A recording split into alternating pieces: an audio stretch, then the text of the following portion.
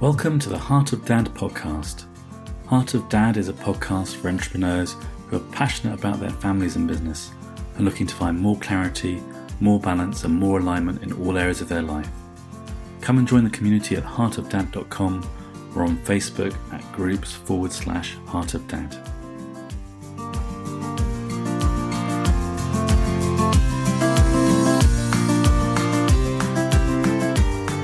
This week on Heart of Dad, I'm interviewing Andrew Chris.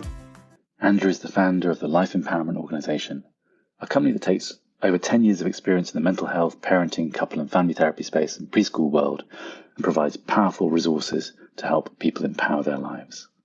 He's also a proud husband and father, which he says is the greatest accomplishment in his life. So this week on Heart of Dad, I'm delighted to introduce Andrew Chris. Hi, Andrew. Hey, Matt. Great to have you here. Thank you. So, Andrew, tell us a little bit about yourself. Yeah, so I just recently founded a company called the Life Empowerment Organization, and it's kind of the culmination of about 12 years worth of school and professional experience and things like that. And it's to help people with their personal growth, to help couples strengthen their relationships, and to help parents, be more effective parents and really just create some strong relationships with their kids. And so I come from the therapy background, and I was kind of tired of working with crisis only, and I wanted to do something more preventative and to really help people out before they're in crisis. So I kind of pulled it around and started doing that. And it started, believe it or not, with a passion with dads. I used to work for Headstart, which is a preschool around here for impoverished children and families. And I started a dad's program for about 700 families. And that's kind of where that took off for me, was this, I want to help people in the preventative. And, and so I'm excited to be here on the Heart of Dads podcast, because dads definitely hold a soft spot in my heart. It's definitely my passion. I'm a father of my own. I have a 5-year-old son and a 3-year-old daughter, and it's the greatest thing in the world. The beautiful thing about running this company is I've gotten to be a stay-at-home dad while I do this, so I get to spend quite a bit of time with them.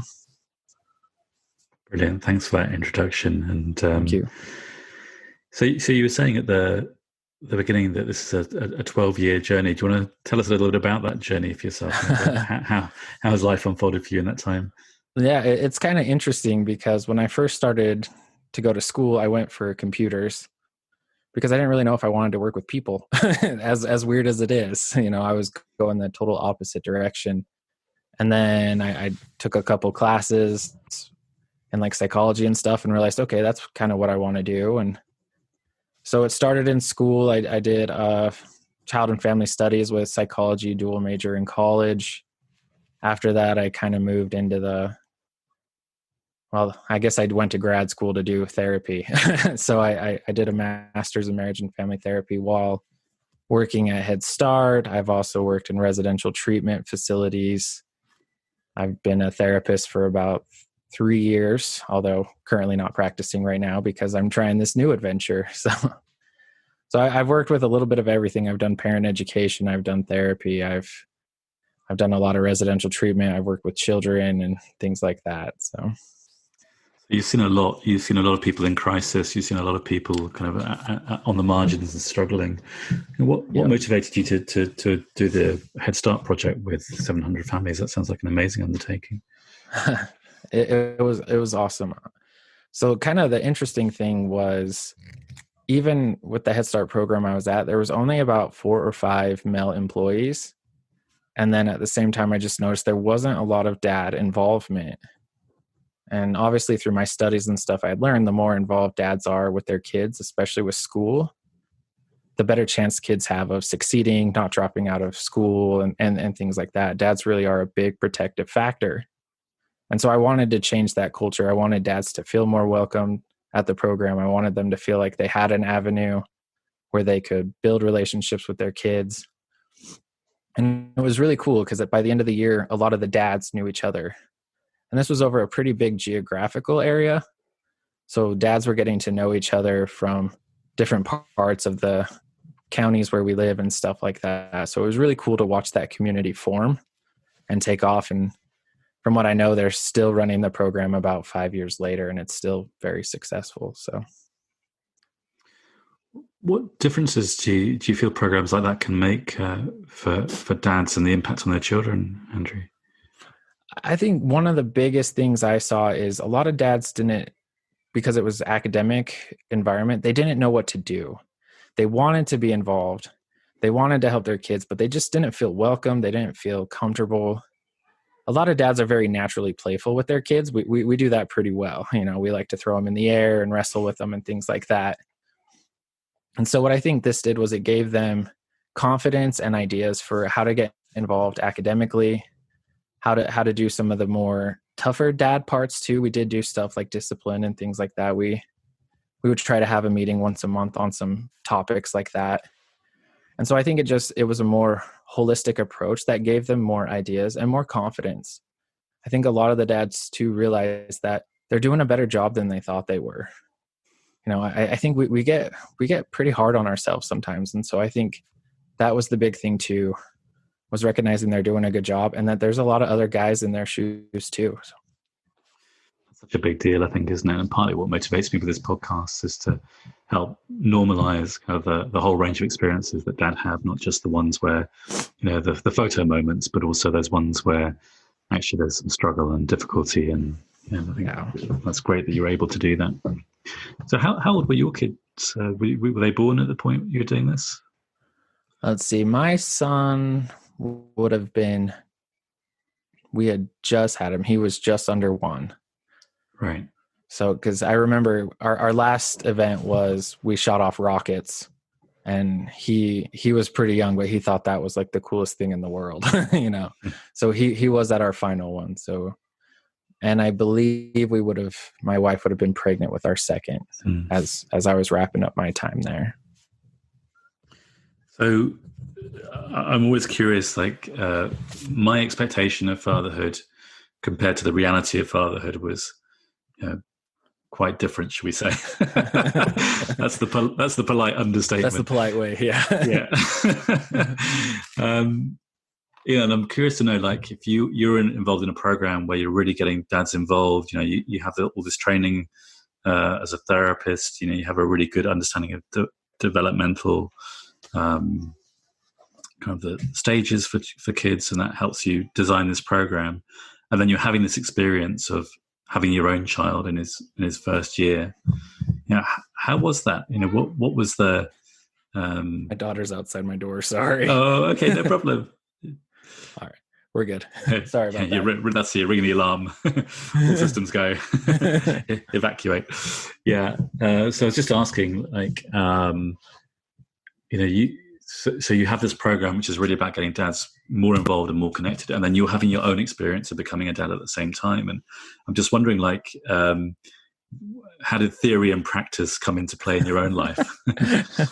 For sure. My wife and I laugh about this pretty often. When I was first doing therapy, my supervisor, when we got to actual field work, was like, okay, now that you know the textbook, throw it all out the window because you're about to learn how to actually do this. And I feel like it was the same way, I had all this really cool theory and all this really cool ideas. And then I got in the moment and I'm like, I don't know how to apply that. Maslow's needs. Okay, that's great. What do I do? And so I think even though I had the theoretical backgrounds, I was in the same shoes as every other dad too, trying to figure this out in the trenches on the ground, kind of thing. And so I think one of the foundations for me that's helped though is I'm huge into the relationships. If you explore any of my stuff, you'll see it's all about the relationship. And so I think at least having that foundation has helped me as a dad, recognizing that no matter what I do, it's going to impact the relationship. And it's kind of up to me a little bit to decide, is it going to help the relationship or hinder? But no, I think I was blindsided by reality just as much as every other dad, I think most dads would agree it's the greatest experience. Like when you and your kids are just, together and it's something you really value, it is the greatest thing in the world, but it is the hardest thing in the world. It is really hard to keep yourself calm, keep yourself collected in those tough moments. I think you called them the photographic moments. Those are awesome. but that's only part of it. There's those tough days, those tough moments. And, our son actually has some developmental struggles. So there's been some complications, some more intense behaviors and things like that. And it's really been a struggle. But I think just at least having that foundation of keep that relationship strong, always try to connect no matter what. That's really what's helped me push through. And it's what I really try to help dads that I work with recognize, that everything's about the relationship. So choose carefully, what you're going to do. Right. I trained as a psychotherapist as well. And, I've, like you, moved into the coaching space. I was curious to know whether there was an added pressure having trained as a psychotherapist, because like intellectually, all the stuff, right, that is bad. And yet, of course, we're human beings, and, we the same banana skins that trip us up, or the same banana skins that trip other people up, trip us up too. How did that play out for you? At first, for sure, I definitely was like, I should know what I'm doing. I should, I know this theory. I know child development. For about 2 years, I also taught fatherhood curriculum around the area that I live in, and worked with hundreds of dads. And at first I would feel that pressure. I put it on myself. And then I recognized it makes me more relatable because I'm actually human, like you said, and I started recognizing it's actually chances for learning rather than pass fail. But it took a few months to get there because, here I'd have this class telling dads, stay calm, don't get into power struggles, connect with your kid. And then I'd come home and it's chaos and I lost my temper. And it's like, I just talked about this tonight, but like you said, we have to recognize we're human. Just being a therapist or a coach doesn't make us above that. We're still human. And I think when you work with dads or any parent or person, they want to work with a human. They don't want to see this like superhuman person that there's nothing they can do wrong.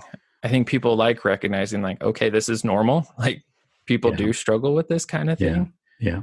And so that's kind of where I was able to move was, okay, I am human. I'm still going to try better each time.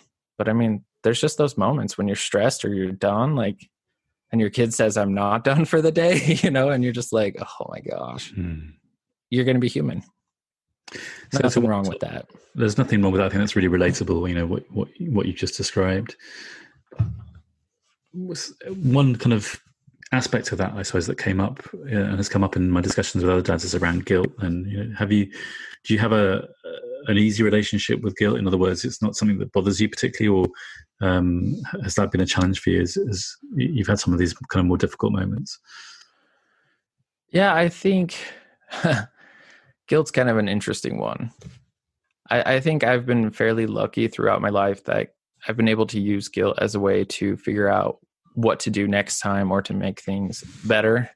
My wife will tell you apologies in me they don't come naturally, but I've definitely tried harder with my kids. But I think a lot of the time, if I start feeling that guilt and stuff, I kind of check in with my kids and just say, hey, how are we? How are you feeling about dad today? Or things like that. And usually they're like, oh, great. And so it's in those moments that I go, okay, I'm putting this on myself.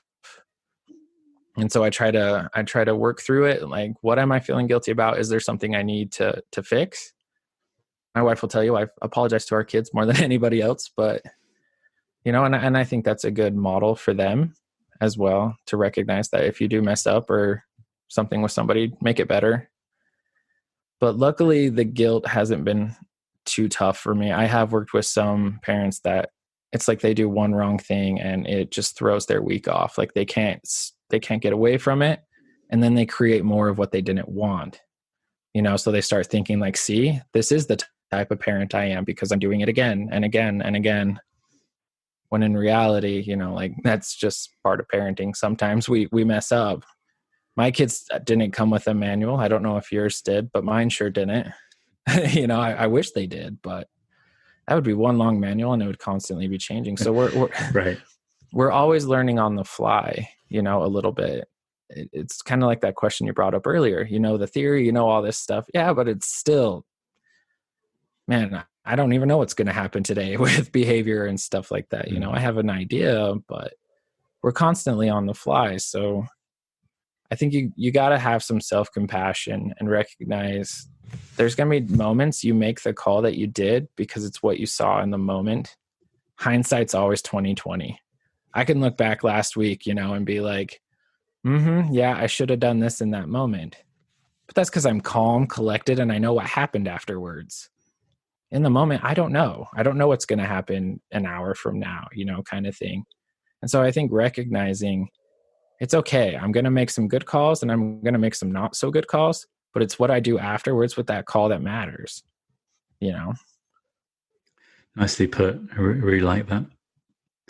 I want to circle back, if I may. In your introduction, you were saying kind of in school you were into computers, and then you had this kind of pivot where you moved and your interests shifted into psychology, and then you kind of majored in becoming a therapist. I'd love to hear a little bit more about how that pivot came about. It sounds like a really interesting one.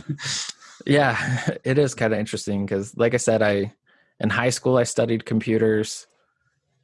I thought that was my future. Like I love hardware. I loved building computers. When I was in high school, I had a little side project where I built computers for people, but I wasn't really a people person. I was good at interacting with people, but I was like, I don't really want to interact with people on the daily kind of thing. And so when I started college, I started in computer science, realized how much math is involved, and I'm awful at math. Like I will straight out put it. And that was kind of eye-opening to me. So I took a psychology class and I was surprised how easily some of it was coming to me. Like some of the theory, it just clicked, it made sense. And so my professor was actually like, hey, why don't you check out this counseling class? She's like, you kind of think that way. And I was like, all right. So I took it, not thinking anything of it. I had done some therapy when I was a teenager. I've got some anger stuff, so I had some experience with that world. And so I took that class and was like, oh my gosh, like I can see some patterns. Like there is a natural skill here for me. And then I moved schools. I went to like 3 colleges, you know how it is, and so the final school I got my undergraduate degree at had also a family studies department, because then psychology was like, well, you think like a psychologist, but you don't. I was like, what does that mean? Like I think like a psychologist, but not. And they're like, you don't see just an individual, you see relationships, you see patterns amongst people. I was like, okay. So then I went over to the family field and that clicked for me too. Like, so I started recognizing one of my natural talents is I can see patterns in people, their behaviors, and their relationships. But I also come at it from a very strength-based position. I want to access what's going well. I want to access your strengths. And it was just kind of interesting because I would say that pivot happened for me when I connected with one of my strengths. And whereas computer science, I found out was more of a hobby, right. Definitely not an overall strength that would guide my life. I still love to play with computers and stuff. But, and that's why a lot of my work too is also helping people access their strengths, because I think we all have our own unique set of them. And the more connected we are to them, the more we're going to find happiness, because we're going to be living more authentically. Yeah, absolutely. I mean, you've alluded to a couple of things, Andrew. I don't know if you're willing to go there in the podcast, but you talked about some anger as a teen. You're willing to share a little bit about what happened to you in those years and how you got through that? For sure. I mean, it definitely wasn't an easy journey, and I still, every day, I know there's people that depression's a tough one. They fight that every day, anxiety and things. I would say anger is more my daily battle. But some of it just kind of stemmed from teenage angst, kind of thing.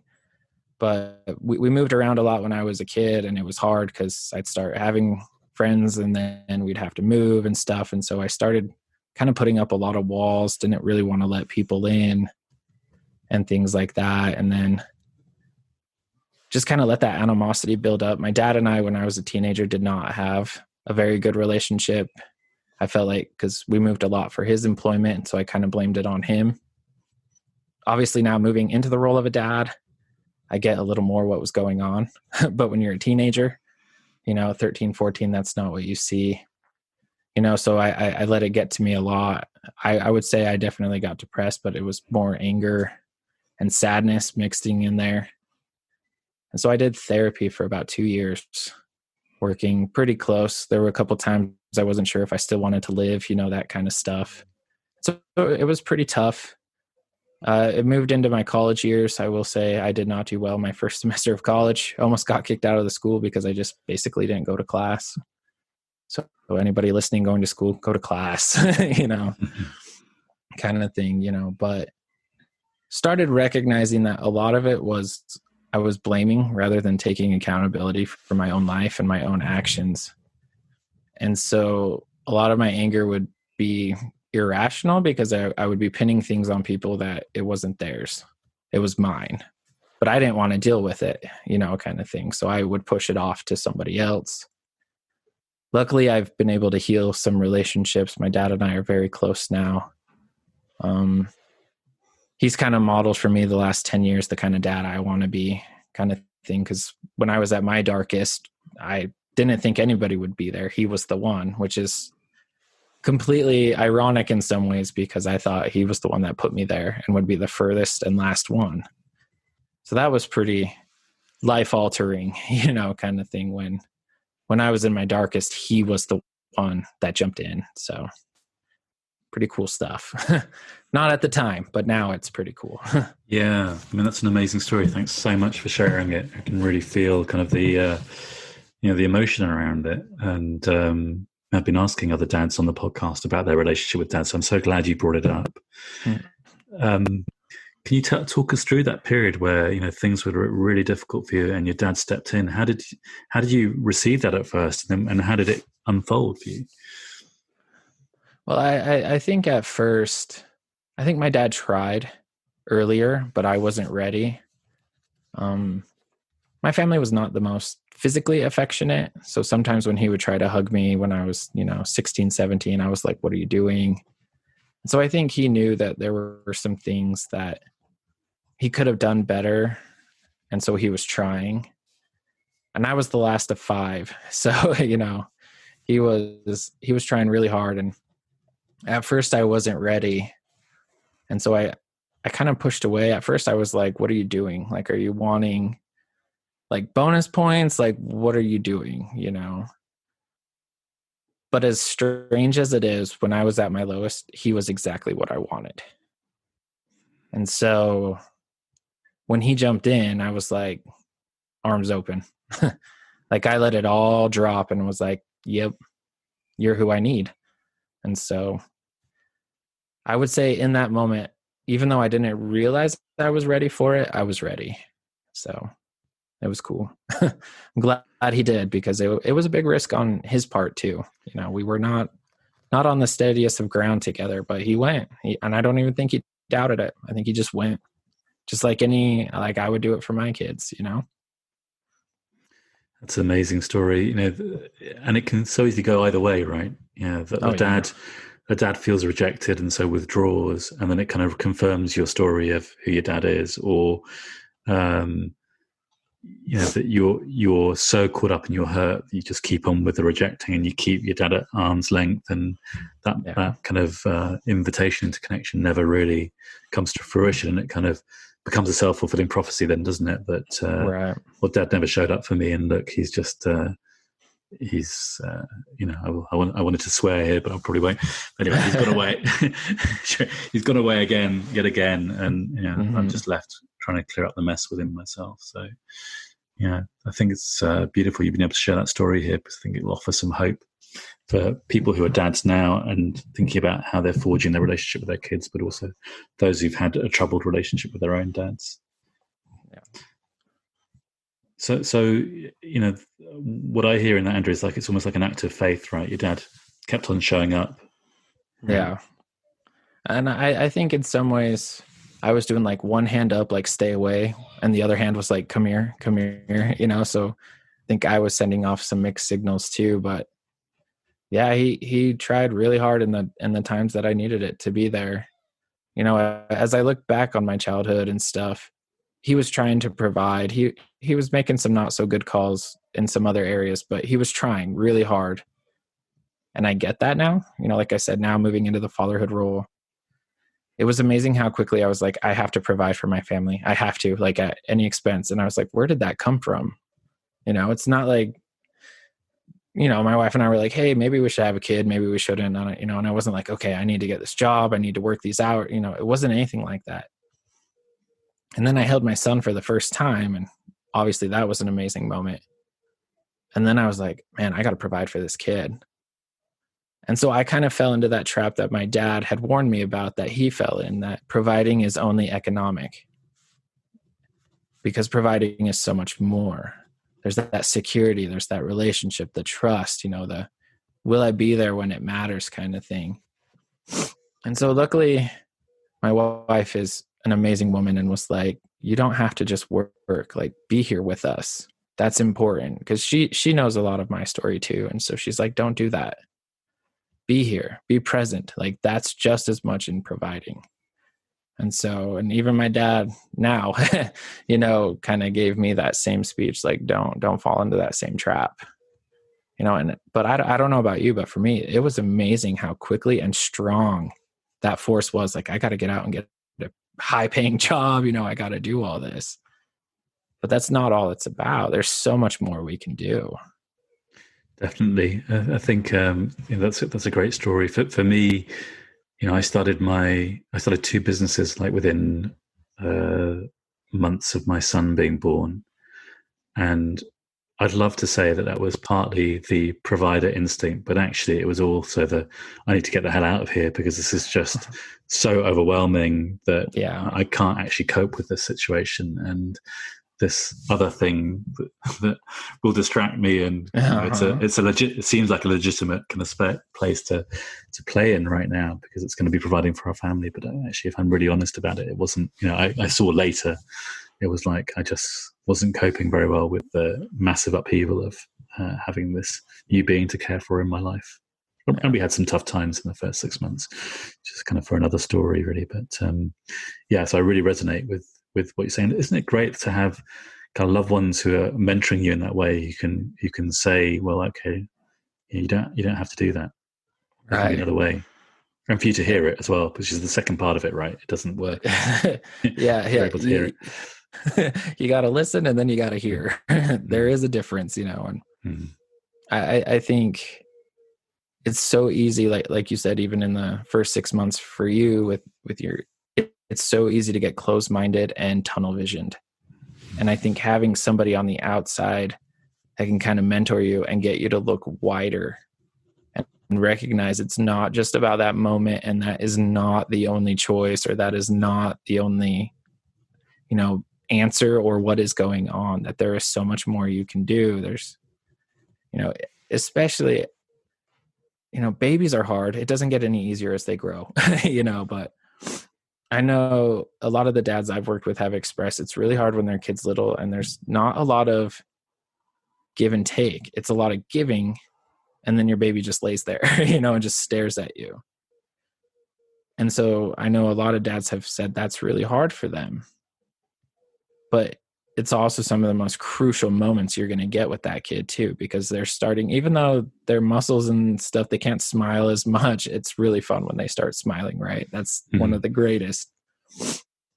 But I think those first few months, not just all the responsibility, it's just like, even when you're with them, you're like, what do I do? Like, here I am trying to entertain you and you're just staring at me, kind of thing. And so it's hard for us. I think a lot of us men were not raised as nurturers. We were raised to just solve problems. And, it's kind of interesting. My wife is very much emotion based, and I'm very much the opposite. She's been very good for me, kind of thing. Like, she'll connect with our kids in ways that I'm like, how'd you even think to do that? Like, how did you even recognize that's what they needed right then? Because I'm thinking, what consequence do they need right now for that behavior, kind of thing. But so I think mentors come in very different places. I've had my dad. My brother is also one of my biggest mentors. I love that guy to death. He was kind of my dad, I guess, if you want to say it that way, when I was in school and stuff, because he was my male role model that was around and stuff like that. So, it's interesting how they can help you through that kind of stuff. Because even he called me. I was in residential treatment at the time my son was born, working in that. I had just shifted, and I was working 16-hour shifts several days a week. And, looking back on it, some of it probably was kind of what you said, like, I'm not ready for this, but it looks like I'm doing something, so I'm going to do it. I didn't have to take that shift, but I took it because, I want to provide. And so I think there was some of that. I was really nervous about moving into this new role and how is this going to work? And my brother was actually the one that pulled me aside and was like, dude, you don't need to work 80 hours a week. Like, be there. Your wife needs you and stuff. So mentors are very important. And I think part of why I'm doing what I'm doing is not everybody has them. A lot of the dads I worked with, especially in the Headstart population, they didn't have dads. Their dads were in jail. They didn't know them, or they were horrible relationships for most of them. And they didn't want to be that. So they knew they wanted to be a different dad, but they didn't know what to do. And so part of the reason why I started that program was to kind of create that community where we could all mentor each other. Because like you pointed out, mentors are incredibly important.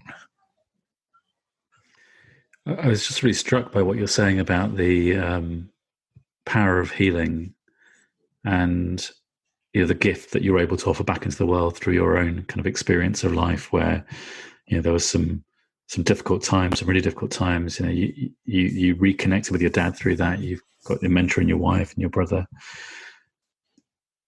and I was just wondering about that. Whether it's felt like a healing process to continue giving, like you have to dads in the programs that you've set up. Definitely. I think in some ways there's been times I've gotten more out of it than they have, and not in like a selfish way, just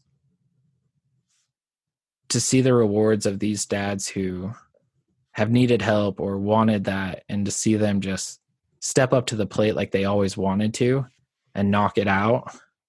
Like, that's been huge for me, because I want to help people have the best relationships they can have in their lives, whether it's with themselves, their partners, or their families.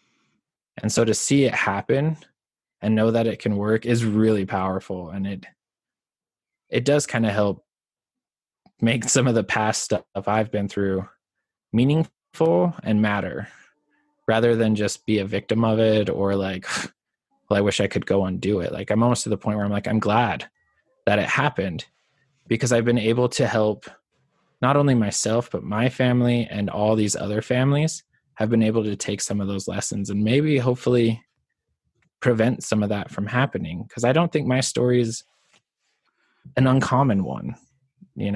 Like I think a lot of dads, even if they were present, weren't. Does that make sense?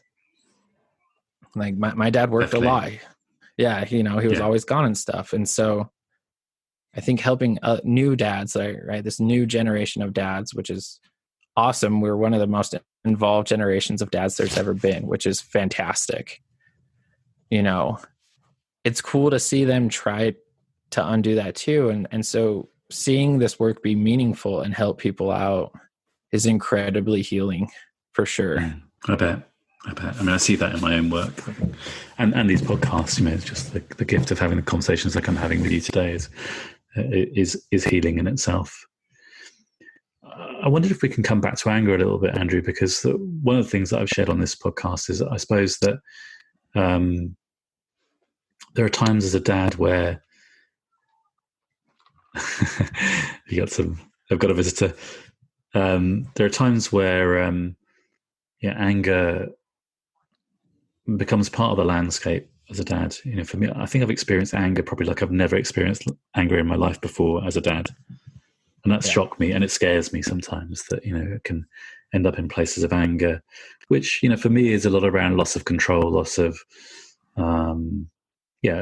primarily loss of control. And, you talked about how in the dynamic in your relationship, perhaps anger is resides more with you, and your wife is more kind of on the emotional side. How does anger play out in your parenting at the moment? Yeah. I don't know about you, but I feel like I'm a fairly patient person. Kids totally test that, And I think you kind of brought up control, like when we feel this loss of control, and there is nobody better at taking control than kids. Like they are amazing at it, kind of thing. And so I think recognizing our needs for control is important. We all have it. We all want to feel this sense of control in our lives. Oh, there's my child. Speaking of visitors, we all have this deep need for this sense of control, that I have a say in the outcome of what's going to happen. Well, kids also like to have that say. And I think for me, my anger has been triggered the most when I feel like it doesn't matter what I'm trying to do here. It's not happening. And that's when I start getting to the point where I will control any little thing just to try to feel that control. And so I start micromanaging, and I hate micromanaging. I'm getting better to the point where I'm starting to recognize, like, okay, if I'm asking my kid to put away their socks in a certain way, I'm too far. Like, it is no longer my kid's responsibility. That's on me. Because who cares if the sock is, in the drawer this way or that way? It doesn't matter. But because I'm feeling so out of control, and it's not necessarily just parenting, everything in general. Yeah. If it all culminates, then I start grasping for those little strings of control. And that's usually when I recognize, okay, my anger is starting to come out. I'm more firm when I talk to my kids than the situation calls for. Luckily I'm not like a huge yeller or anything like that. But I mean, I could get there, like if I'm angry, I know I can get there. And luckily my own volume scares me at times, as weird as that is. Like that's my own warning. It's like a siren going off, like, oh, wow, that was loud. But I think recognizing, like, okay, what are the little small things I start doing that are showing me I'm starting to lose my anger? And if it's, again, over silly things like, I want you to walk to your room. And so the kid does what a kid does. They get down and crawl like a dog or whatever. Like, does it really matter if it takes 10 seconds rather than 7 seconds to get into the room? No, it doesn't. But when I'm in micromanager mode because I'm angry and I feel out of control, it makes me mad. And I'm like, get on your feet, and it's like, that was unnecessary. And so at that point, I think you have to kind of self-reflect. What's going on? What am I doing? You're probably not going to do it in the moment. You're not going to be like, okay, kid, pause in the hallway. Daddy needs to meditate here for a second. Like that's not going to happen. It's usually afterwards. And I've tried to do better about each day prioritizing. What am I doing? Where am I at? I call it the daily check-in for myself in the morning and night. Where am I at? What's stressing me out? What am I thinking about? Obviously we got some stuff going on in the world right now that, I think a lot of us have reached our points over and over. And so recognizing what can I do to kind of relax a little bit? What can I do to kind of unwind? I don't know how kids are as resilient as they are. Ours have handled some stuff pretty well, whereas I don't feel like I have. I've taken a lesson from my kids who can just go outside, dig in dirt, and they are the happiest kids. So I've started going outside, digging in the dirt with them, But I've found if I'm not entering their world, I'm too stuck in mine.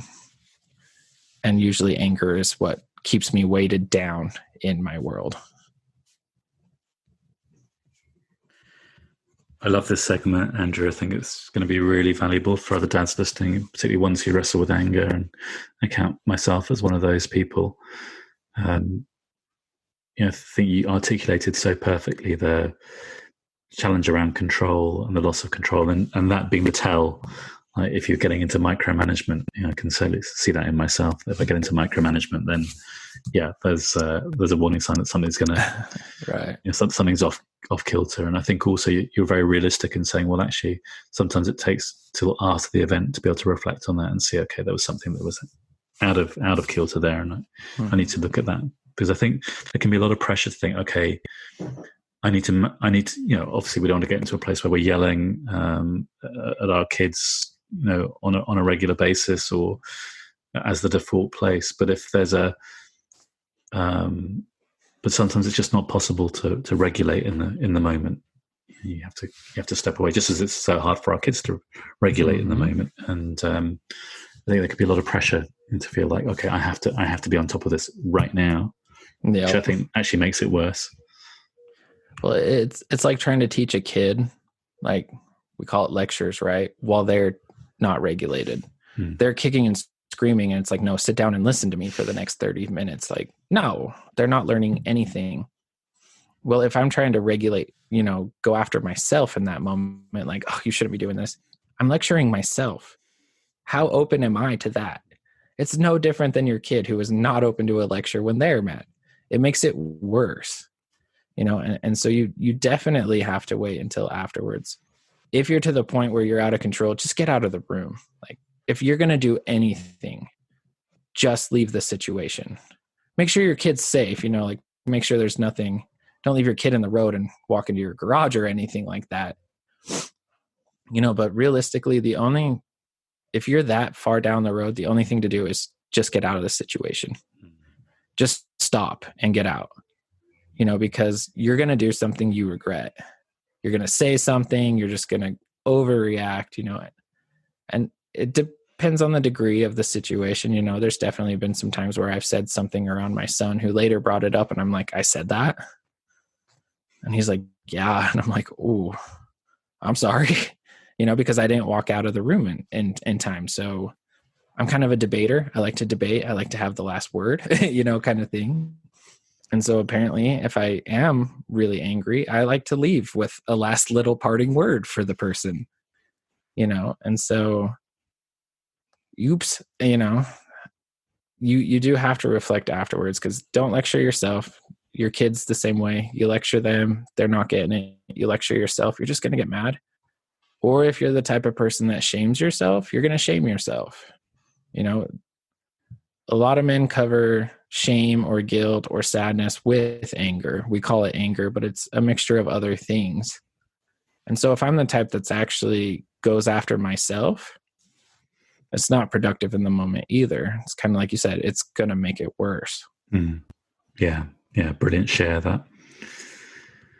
Just want to switch tack a little bit. And one of the topics I've been exploring with other dads also has been, particularly dads with younger children like you and me. My son's 6 now. It's kind of the adjustment around your sense of personal freedom as you move into parenthood. How have you managed that in your life? Because that to me was part of the revolution or discomfort, I think, that led me into that kind of going hell for leather with creating new businesses, because I felt kind of my sense of freedom was so compromised at the time. This is definitely something that comes up when I work with any new parents is, well, I can't go to the movies now when I want. I can't go do this when I want. I can't go hang out with my friends unless I find a babysitter. And then even when I hang out with them, my friends have no kids, so we have nothing in common, that kind of thing. I think helping people realize there is a level of sacrifice that's going to happen. You have to give up some things. You can only put energy in one place at one time. If I take from time here, it's going, if I want to go to the movie, it's going to take from time from somewhere else. Moving into the dad world is the biggest time changer I've ever had. I like to go play sports. I like to do that kind of stuff. And now it's a lot harder to do that. Obviously it's really hard right now because I can't go anywhere, but it was definitely an adjustment and how I've been able for myself to make it work is recognizing the meaning of the time I'm taking. I could go to a movie because I want to for an hour and a half, which would be great. I'm sure it'd be a fun movie and I'd have a good time. Or I can spend an hour and a half with my kid or my kids and make fun memories. We can go draw a sidewalk chalk or whatever, watch them laugh and build something that in the future is going to matter even more. Because right now I'm laying the foundations for the relationship I want with my kids when they're older. If I'm not willing to be there with them now, why would they think I'd want to be when they're older? That's not to say we shouldn't do some self-care. Going to totally throw that out there. You do need to take time for yourself. It's just probably going to look different than when you were a bachelor. It's going to look a little different. But to me, I want my kids to know they matter to me and that I'm going to be there. So when my son is obsessed with dragons, obsessed with them, I am tired of dragons. I am not going to throw that. I'm tired of them. But when he's talking to me about them, that's my world. I am into dragons, because it matters to him. If I shut down dragons at 5, why is he going to come to me about drugs at 15? Why is he? I didn't talk about the simple stuff. Why am I going to be there for the hard stuff? So I've tried for myself to make that matter. Like, okay, some of the time I'm giving up is important because it's going to matter to my kids and the relationship we have. And I want them to know that, family is very important to me.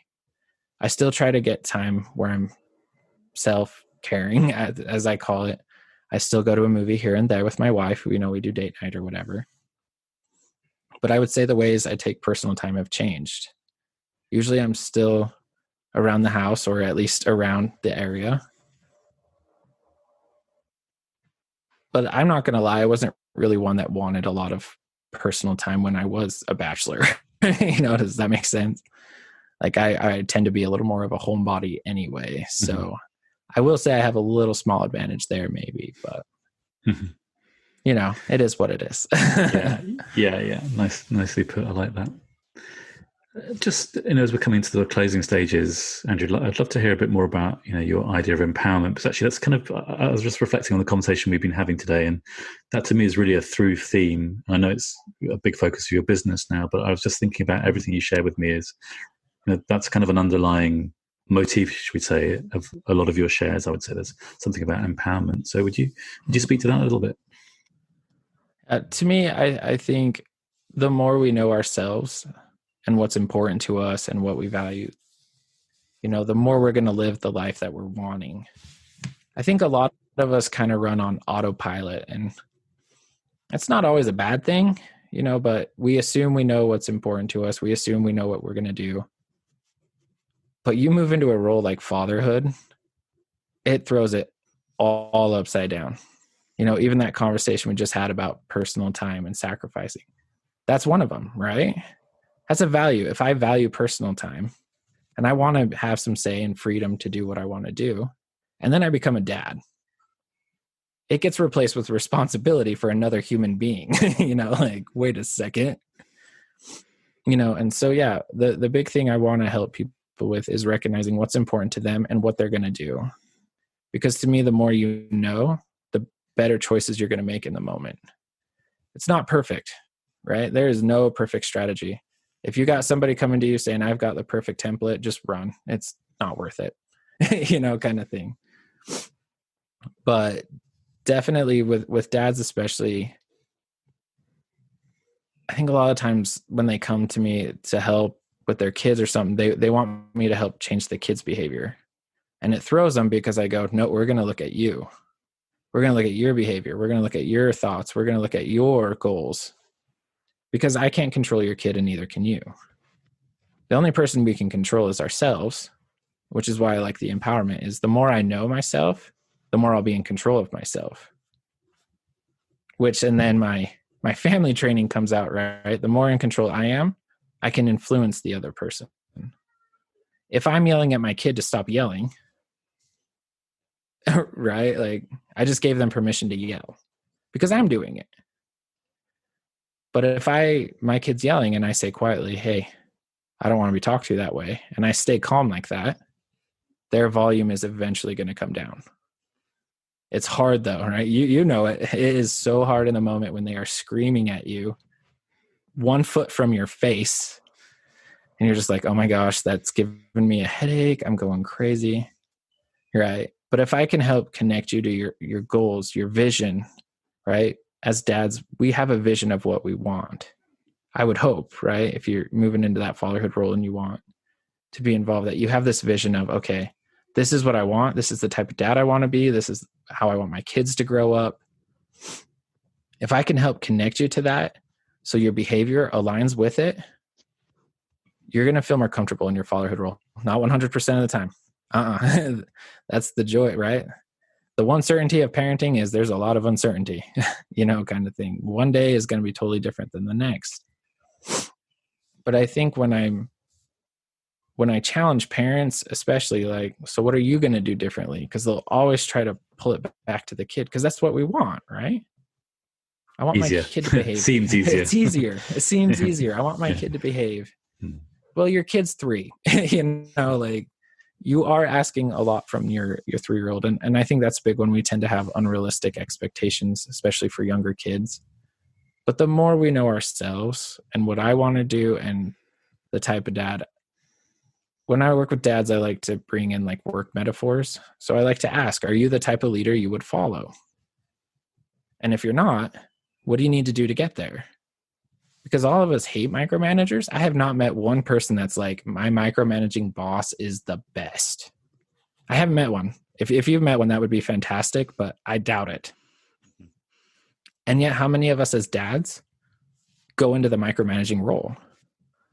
Because like you said, it's easier. If I can dictate what's going on, it's going to flow so much easier. But is that the type of leader you would follow?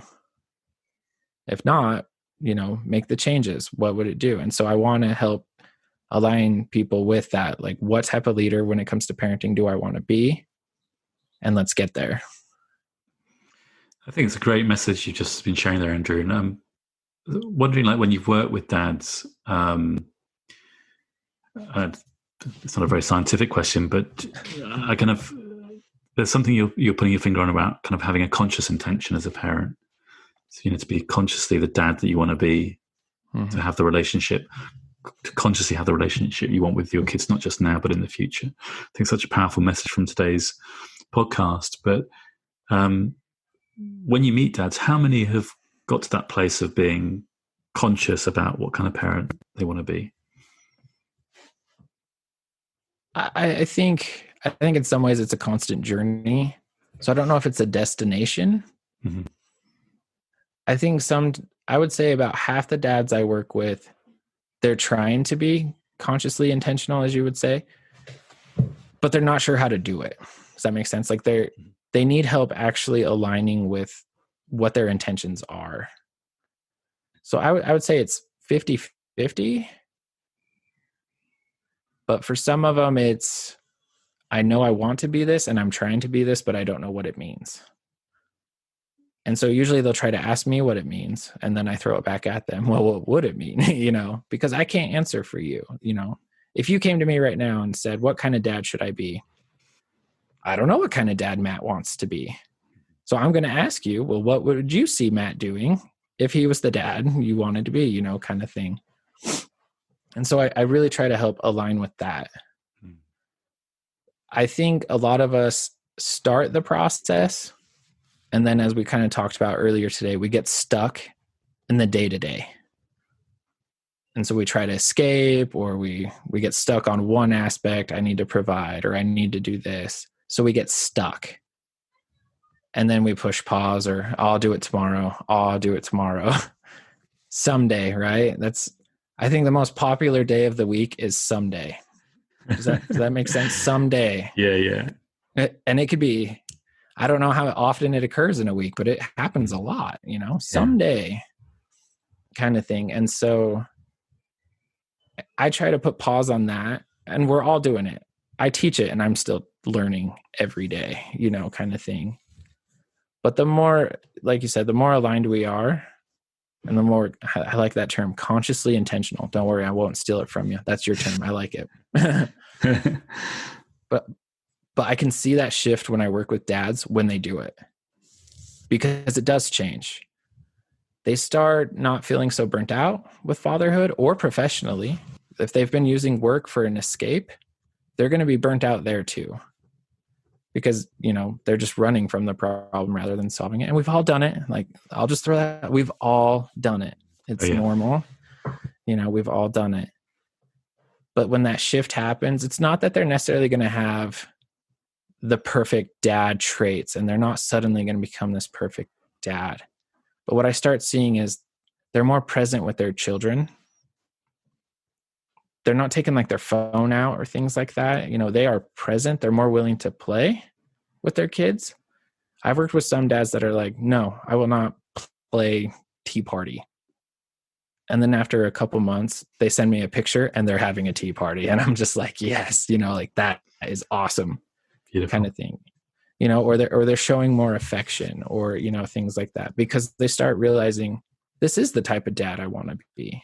I do want to be connected to my kids. It doesn't mean we always know the right call, right? We're not always going to necessarily make the right decision in the moment, but they start making the best decision they can see in the moment. And then they look back and learn, okay, what could I have done differently? It's all kind of reflective of what we've talked here. It's kind of nice. It's like all wrapping up. Instead of shaming myself or, getting really angry, I just look at it and go, okay, I made the best call when I was in the moment. If this happens again, what will I do this next time? Because now I know something better. Thanks so much, Andrew. And I love that kind of wrapping up, as you say. It really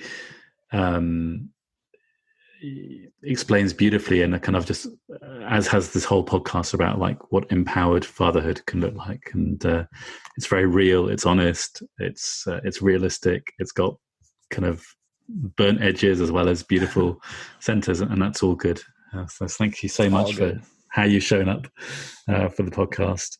And where can we find out more about you if we want to? Absolutely. You can find us at empoweringthejourney.com. You can Google the Life Empowerment Organization. There's not many out there, right?